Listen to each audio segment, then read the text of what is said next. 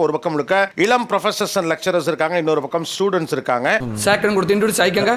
Pass நல்லா இருக்கீங்களா? அப்பா என்ன வேலை பார்க்குறாரு? குளத்து வேலை பார்க்குறாரு. பார்க்கறதுக்கு இந்த பக்கம் தான் நீங்களாம் லெக்சர்ஸ் இருக்காங்க, எனக்கு என்னமோ எல்லாம் இந்த பக்கம் ஸ்டூடெண்ட்ஸ் தான் உட்காந்துருக்கிற மாதிரி ஒரு ஃபீலிங் இருக்குது. முதல்ல நம்ம ஸ்டூடெண்ட்ஸ் பக்கத்துலேருந்து ஆரம்பிக்கலாம்.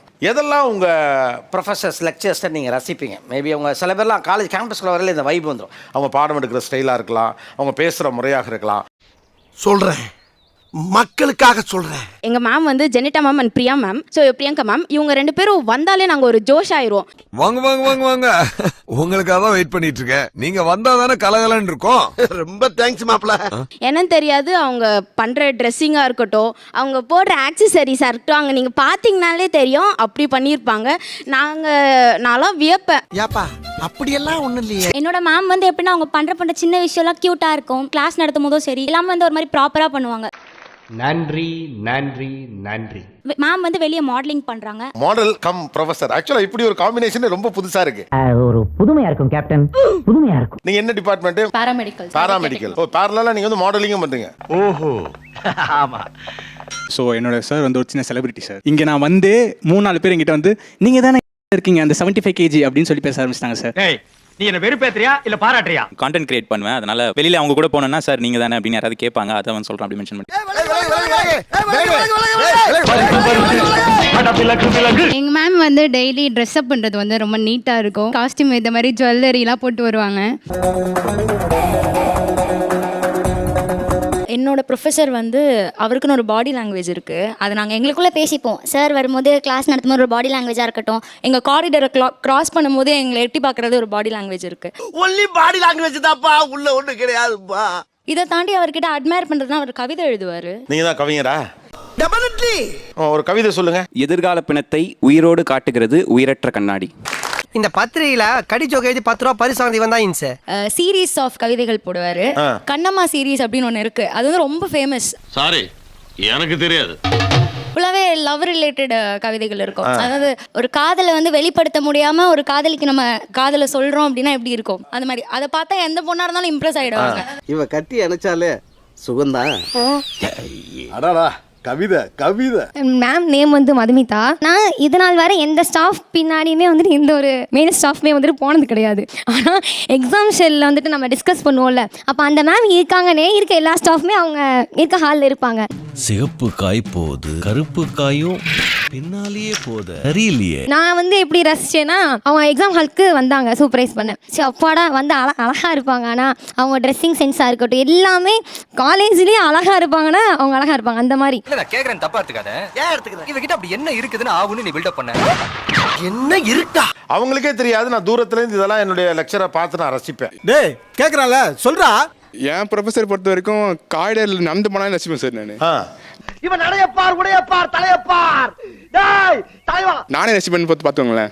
என் கிளாஸ் ரூம் பொண்ணுங்களாம் வந்து சண்டை போட்டுப்பாங்க. இவர் தானே? ஏன் தம்பி இப்படி எல்லாம் கூடவா நடக்கும்?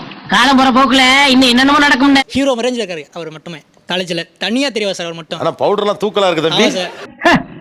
என் கதையே வேறடா, என் ரேஞ்சே வேற. எங்க சார் ஃபர்ஸ்ட் எப்படி பார்த்தோம்னா, அவருடைய ஃபேஸ்ல வந்து சிரிப்பு குறையவே குறையாது சார். எப்பயுமே ஃபேஸ் சிரிச்சிட்டே தான் இருக்கும். சிரித்த முகத்தோடு இருப்பாரு எப்போதும். இப்போ கூட அப்படிதான் இருக்காரு.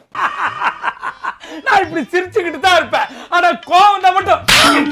என்னோட மேம் வந்து மலையாளி மேம் தான் சார். அவங்க மலையாளம் பேசுறது வந்து அவ்வளோ கியூட்டா இருக்கும்.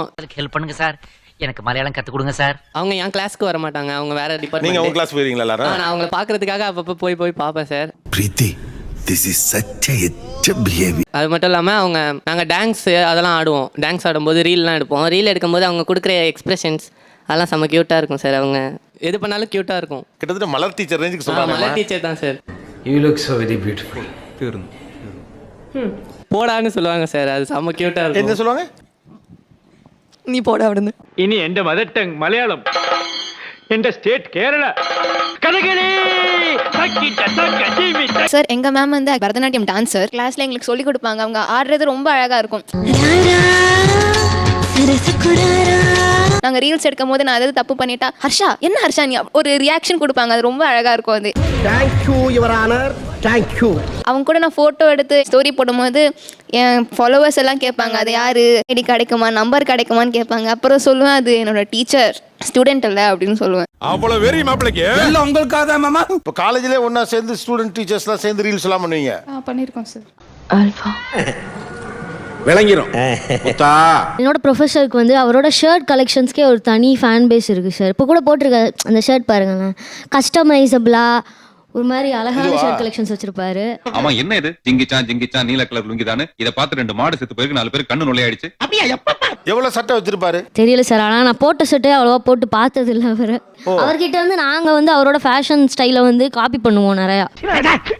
எதை பத்தி பேச வந்தா எதை பேசிக்கிட்டு. எவ்வளோ சட்டை வச்சிருப்பீங்க சார்? சார் அரௌண்ட் ஒரு 300 அந்த ரேஞ்சில். 300 சட்டை வச்சிருக்கீங்களா சார்?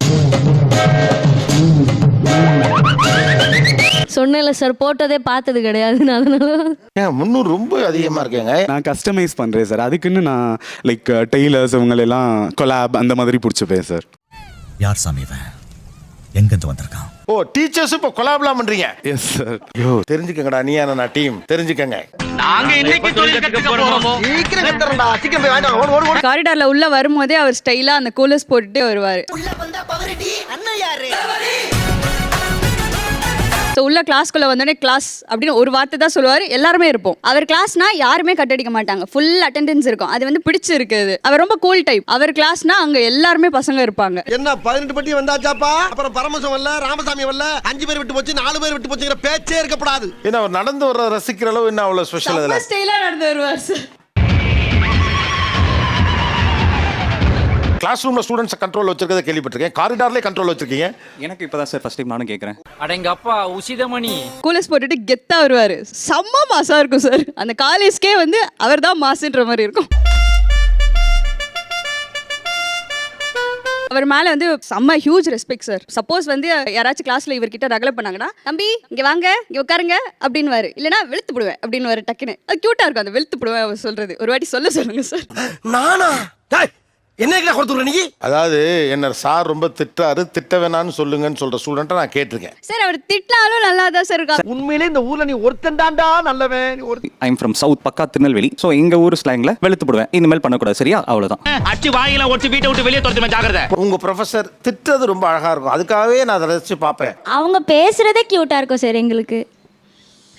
இதுக்கெல்லாம் போய் டென்ஷன் ஆயிட்டு சின்ன புள்ளத்தனமாவே இருக்கு. நாங்கள் எங்களை விட பாய்ஸ் பண்ணுவாங்க, ஆனா அது அவங்க கிட்ட ஆமா, நீங்களே இவ்வளவு பண்றீங்களே. அது இப்படிதான் சார் ஏதாவது கிறுக்குத்தனமா பண்ணிட்டு இருக்கான். திட்டுங்க பாப்போம் கொஞ்சம். ஸ்டூடெண்ட்ஸ் படிச்சுட்டு வர மாட்டீங்களா? எத்தனை டைம் நான் உங்களுக்கு சொல்றது? அப்ப என் வார்த்தைக்கு மரியாதையே இல்ல தானே உங்களுக்கு? மரியாதை போவோம். இல்லம்மா, இது என்ன கியூட்டா இருக்கு, திட்டுறாங்க. இருக்கு சார், நாங்க ரசிக்கிறோம் சார். நான் ஊருக்கு போறேன், எனக்கு டிக்கெட் எடுத்து கொடுங்க. எங்கள் ஸ்டாஃப் வந்துட்டு கிளாஸ் எடுப்பார் சார். எடுத்துகிட்டு ஏதாச்சும் பண்ணிட்டோன்னா ஏதாச்சும் பண்ணி மாட்டிக்கிறப்ப எங்கள் மொழியை போட்டு கொடுத்துரும். டாய் நீ தானே அது அப்படின்னு சொல்லிட்டு பார்ப்பாரு சார். அது நல்லாயிருக்கும் அவர்கிட்ட. பாரு, செய்யறதையும் செஞ்சு விட்டு குடிக்கிறத பாரு, திருவிழாவில் காணாம போன புள்ள மாதிரி. தம்பி, உண்மையா பார்த்தா எனக்கு நீ தான் வாத்தியார் மாதிரி இருக்க. இன்னொன்னே கன்ஃபியூஸ் ஆனாங்க சார் சீரியஸா. இது வேற கன்ஃபியூஸ் ஆகாத ப்ரோ. நீங்க தான் நீங்க ஸ்டூடெண்ட் தான் வருது. நீங்க அவரோட ப்ரொஃபஸரா? நீங்க அப்போஸ் குளுக்கோஸா?